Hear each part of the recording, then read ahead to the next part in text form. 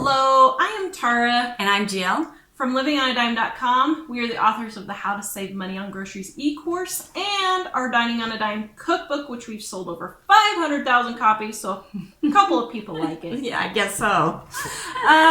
One of the things that people don't utilize enough, I don't think, is the freezer. Mm-hmm. Now, that doesn't mean you or need to go... maybe utilize it for certain things. Yes. Realize you can use it for certain things. There are a lot of things that we got to thinking that we freeze that a lot of people don't know you can freeze. Yeah. And in Dining on a Dime, we have a whole page, 22 and 23, for a freezer guide on things you can freeze, things you can't freeze, that kind of thing. So here's 10 things that we don't think that you've thought of to freeze. The first one, salsa. Mm-hmm. Now this may sound crazy, but in the fall, when my garden is going crazy and I have a ton of peppers, onions, and tomatoes, I cannot do it. I hate canning.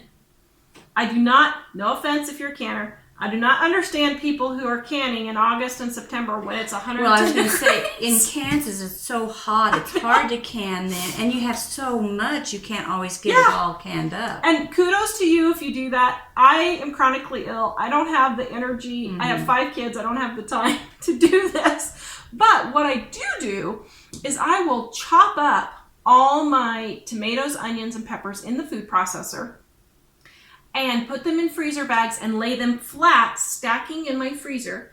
And I have fresh salsa even in the middle of the winter. Now here's the trick. When you defrost your salsa, you do have to drain off the extra liquid from when you have frozen foods.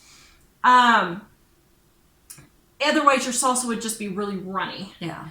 But I use that extra liquid for chili. Good idea. Or stews. That's a good idea. So I have all the flavoring, but I don't lose it. Or I cook my rice in it for Spanish rice. That's good. Yeah. So the next thing is raw tomatoes. I'll let you talk about. Well, the same thing goes, it's that time of year, everybody's garden is producing, the vegetables so quickly you can't keep up with it. It's so hot. Put the tomatoes in the freezer, and then when you want to peel them, you just bring them out and run them under warm water, and that peel just falls off so much easier. Yeah. Now, you're not going to be able to use these for salads. No, but for all kinds of things, stews, tomatoes, chilies, Spanish rice, anything where you use diced tomatoes, canned tomatoes. A lot of people use them in their stews. And the same is true, drain off the extra liquid, because when you freeze things, it gets extra water in there. I don't even know how that works. Yeah, but I don't either. Anyway, somehow foods come out with extra water.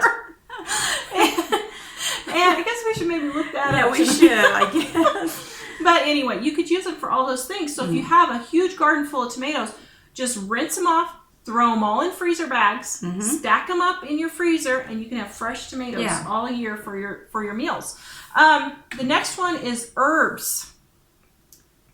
Oh, yeah. This is huge. I love my herbs, and I have a huge herb lot of garden. people dry herbs, hang them up and dry them, which is fine, a good way to do, but you can freeze them. And when you freeze them, they come out almost as good. As fresh. And what I mean is, I wouldn't use them for garnishes, but what I would do is freeze them in ice cubes. Like I would freeze mint sprigs in ice cube trays, put them in my mint teas. Lemon balm, all those kinds of things. You can freeze your oregano, thyme, all of those in little ice cube trays. So what we do is we just put some in there with water on top, or if you use it in a recipe that uses chicken stock or beef stock, whatever you use. Stew or something, just pop one out and throw it in.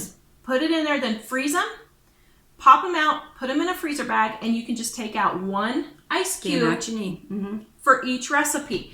The next one is lemon slices. Now, what we do with those is we use them in drinks. We wouldn't use them for fresh. So like if you have a hot tea or a punch or something like that. Or even in summer, if you have... sometimes people like Coke and things with a little slight lemon flavor to it. That's just the perfect amount to put the ice cube in for that. So we cut it into smaller pieces, not the big lemon, but I would cut it in like a slice into probably halves, thirds, or quarters, depending on what you're using it for. Put it in an ice cube tray with some water, or if it's tea that you use it in, put it in tea and freeze it. Then your tea is not watered down and you have yummy lemon tea. The next thing is milk.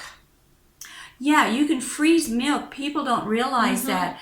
The only thing you need to do is sometimes I usually take a little bit of the milk out because it expands in the container. You don't always have to do that. But now, if you get the cartons that have the indentation, you don't have to do that. If they don't, then just take a little bit of milk out, stick it in the freezer. The only two things about doing that is when you thaw it out, you need to shake it up really good because the cream separates. So just shake it really good. I find too sometimes mine freezes better in my refrigerator freezer than in an upright freezer. But that's all. But it freezes. Yeah. The other thing is butter. Yeah. If you find at Christmas butter goes on sale, Easter butter goes on sale, buy a whole bunch for $1.99, $1.50, however much you find it on sale, and throw it in the freezer until the next sale. And that's where I use my vacuum sealer a lot. Is I throw tons of butter in vacuum. The other thing is coffee. Freeze that leftover coffee. Don't throw it away. Put it in ice cube trays and use it for your iced coffee drinks. And another thing people don't realize is if you want a nice brown gravy with your roast, if you pour just a little bit of leftover coffee in there, you could take a couple of the ice cubes of coffee and put it in there. It makes your gravy a darker brown, but you can't taste the coffee. And you could use it like for a coffee milkshake, a chocolate coffee milkshake. Oh yes, mocha anything you want the mocha flavor to. Yeah. Next is yeast. Now I do this all the time, and it never even occurred to me, but I do buy the bulk packages of yeast because for a big package of yeast, I can get it for $6, and a little bottle is $4. Now, I know we say don't buy in bulk, but I do use a lot of yeast. I bake a lot. I have a large family. We do bake a lot. And that's when you should buy in bulk if you have a certain item like that you... But yeast does expire. And it doesn't really last that long. It's only like 6 months or a year. It is a living thing. It doesn't last that long. But if you freeze it, you can freeze it for 3 to 4. I've had mine 4 years. Yeah, for a long time. And I keep it in its original foil packet, and then I put it in a freezer bag, and then I just take out the amount that I need. And my yeast product, my price for yeast goes way down from like 50 cents down to literally 2 or 3 cents. Well, it even helps me too, because if I find something on yeast on sale, I'm by myself. I don't use it that fast. So by freezing it, even though I don't buy it in bulk, freezing it lasts. And then when you take it out of the freezer, it doesn't kill it. It comes back and revives again, and you can keep using it. The next thing is yogurt and puddings.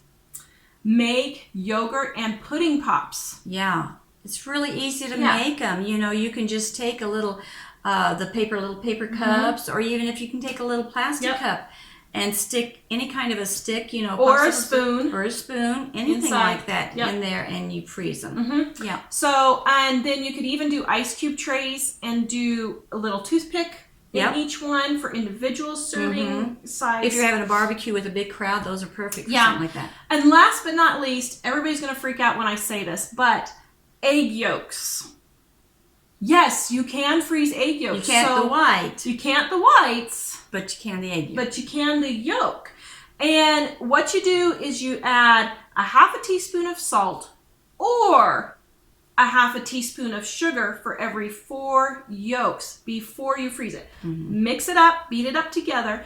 So you need to kind of determine ahead of time what kind of recipe you're using these for. Yeah, if you use a lot of recipes that use 2 eggs, or something like that, or you're going to use them for scrambled eggs or different things. I would lean towards using the 1/8 of a teaspoon of salt because almost every recipe calls for salt. Yeah. Almost every recipe. Even when you bake a cake, it calls. A little salt doesn't hurt. Yeah. So then what I do is I just mix them up and divide in half. So I have 2 eggs, because pretty much every recipe for cakes and those kinds of things calls for 2 eggs. And you can do the right serving, right there. The only thing is if you don't have the yolk in the egg, you might need 3 eggs. Yes. You might need 3 egg yolks. So just think about what recipes you use, freeze them in baggies on that amount that you can do. So anyway, I hope these tips from Dining on a Dime Cookbook will help you save money on your grocery bill. You really can save 50% on your grocery bill Yes. You really can. By using the food you have. Yeah. And in our How to Save on Groceries e-course, we go through and tell you everything because A lot of the really, same types of tips Yeah. we've just given you, except extreme amount more. Yeah. So visit us at livingonadime.com if you want these tips. I linked them in the description below. And we will see you next time.